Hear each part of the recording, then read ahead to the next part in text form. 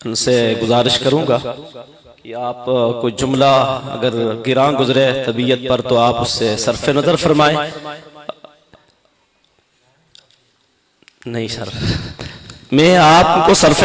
نظر کر دیں. آپ کی جو خدمات ہیں میں ان کا تذکرہ کرنا چاہتا ہوں کہ جس شخصیت کو دعوت سخن دے رہا ہو، جامعہ عربیہ سراج العلوم جبوڑی میں جب حضرت تشریف لے گئے تو غالباً 2.5 گھنٹے کا بیان تھا، تو نہیں معلوم ہوا کہ ہم کتنی دیر بیٹھے ہیں، اور اس کی جو حلاوت ہے اور جو لذت ہے وہ آج تک ہم محسوس کرتے ہیں. جو کچھ محسوس کیا ہے میں اس محبت کا یا عقیدت کا اظہار کر رہا ہوں. اسلام آباد کے اہل علم فکر صاحب ادبی حضرات بیٹھے ہیں کہ آسمان خطابت کا مہر تاباں ماہ کامل کی جن کی خطابت کا فانوس منور جہاں تاب جہاں جگمگاتا ہے، وہ ہم کے سائے بھاگ جاتے ہیں، ظلم کے اندھیرے پگھل جاتے ہیں، تشدد کے سناٹے کافور ہو جاتے ہیں،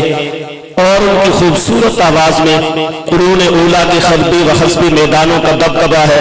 ان کے لہجہ میں شمشیر و سنا کی کاٹ ہے، ان کے انداز بیان میں رعد و برق کا تنتنا اور خروش ہے. وہ جب بولتے ہیں تو صرف لفظ اور معانی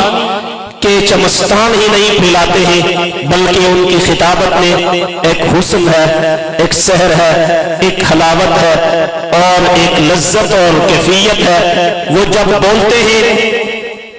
تو لوگوں سے دل کی گہرائی سے بات کرتے ہیں، اسی لیے جب وہ بولتے ہیں تو لوگوں کے احساسات اور جذبات سمٹ کر ان کی زبان پر آ جاتے ہیں.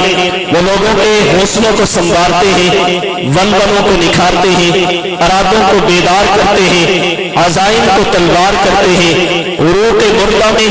حیات تازہ کی لہر پیدا کر دیتے ہیں، اور مردہ تنوں کے لیے سورہ اسرافیل بن جاتے ہیں، فرش نشینوں کے لیے بال جبریل بن جاتے ہیں کہ انہیں شاہین وار فضا میں پلٹنے اور جھپٹنے کا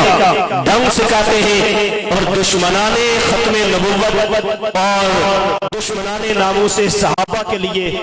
ان کی زبان، ان کی خطابت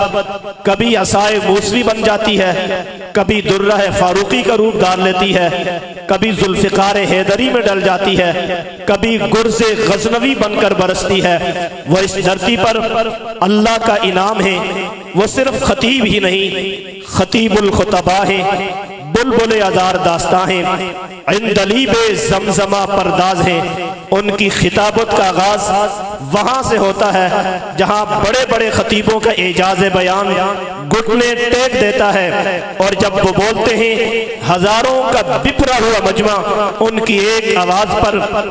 اکائی میں بدل جاتا ہے. اور پھر جب وہ بات کرتے ہیں ان کا ایک ایک جملہ ذہن اور دل میں یوں اترتا چلا جاتا ہے جیسے جام زرنگار میں قطرہ قطرہ بادہ ناب اترتا ہے، یا پھر صبحگاہی کا نم شاخ گل کے ریشوں میں رچ بس جاتا ہے. عرض وطن کا ذرہ ذرہ ان کی لطافت کا، خطابت کی لطافت کا آئینہ دار ہے. انہوں نے ارض حجاز سے، ارض طیبہ سے پاکستان، کشمیر اور دیار غیر تک بادہ صافی کے خم پہ خم لڑائے ہیں. شاید ہی کسی میں خار کو شکوہ ہو کہ نشہ و سرور کے ان رعنائیوں میں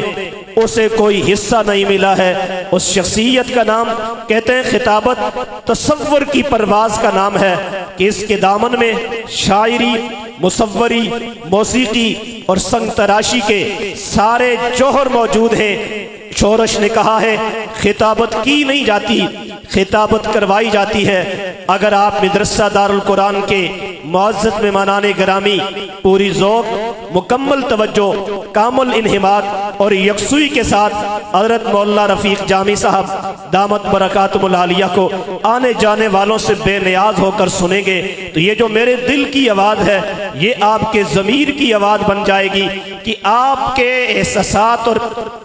جذبات تصور اور تخیل میں ارض طیبہ سے ہوتے ہوئے آئیں گے. جب وہ آخر و دعوانا کہیں گے تو آپ یقیناً کہیں گے کہ بات کرنے کی بھی ایک ادا ہوتی ہے، بات کرنے کی بھی ایک ادا ہوتی ہے، نگہت گل بھی ایک صدا ہوتی ہے۔ میں انتہائی ادب کے ساتھ، احترام کے ساتھ، تعظیم کے ساتھ، توقیر کے ساتھ ان کی محبتوں، عنایتوں اور شفقتوں کا شکریہ ادا کرتے ہوئے ملتمس ہوں خطیب یورپ و ایشیا، خطیب اسلام، متکلم اسلام حضرت مولانا رفیق صاحب جامی دامت برکاتہم العالیہ سے کہ وہ اپنی گراں قدر گفتگو سے ہمیں بارآور فرمائے۔